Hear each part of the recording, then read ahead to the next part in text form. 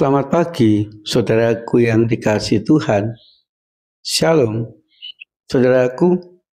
Di sepanjang kehidupan kita patut mengucap syukur karena kita didampingi oleh Roh Kudus yang setia dan selalu menolong kita, sehingga bersama dengan Roh Kudus kita mampu menjalani kehidupan kita dengan baik.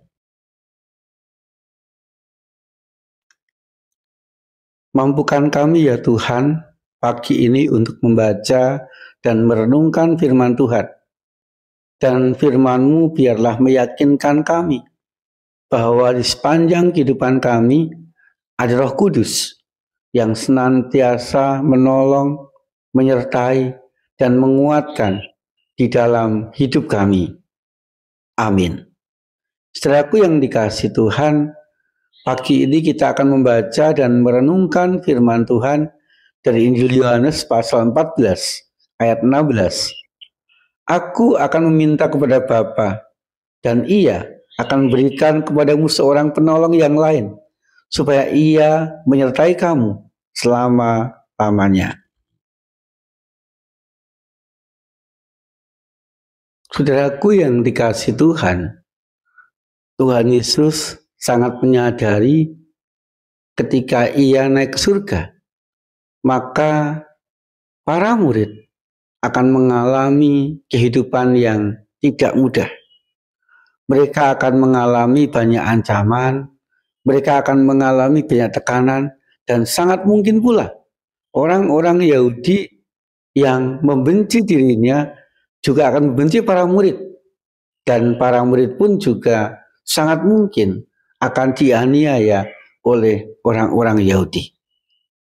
Sehingga saudaraku, Tuhan Yesus berjanji bahwa Ia akan meminta kepada Allah Bapanya supaya Allah Bapanya mengirimkan penolong yang lain, itu Roh Kudus, yang akan senantiasa menyertai perjalanan kehidupan para murid dari hari ke hari.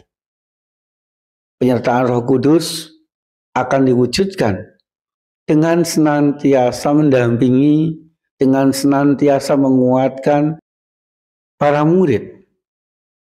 Dan nantinya saudaraku, Roh Kudus pun juga senantiasa menolong para murid untuk mengatakan apa yang harus mereka katakan, untuk bersaksi kepada orang-orang sekitarnya.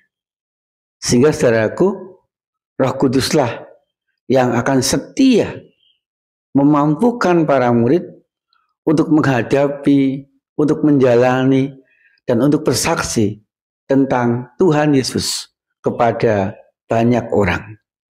Demikian juga dalam kehidupan kita, saudaraku, Roh Kudus juga setia mendampingi. Roh Kudus juga menolong kehidupan kita.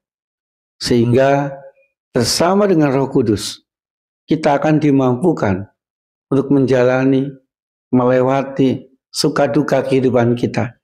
Bersama dengan Roh Kudus, kita akan mampu menyelesaikan segala perkara dengan baik.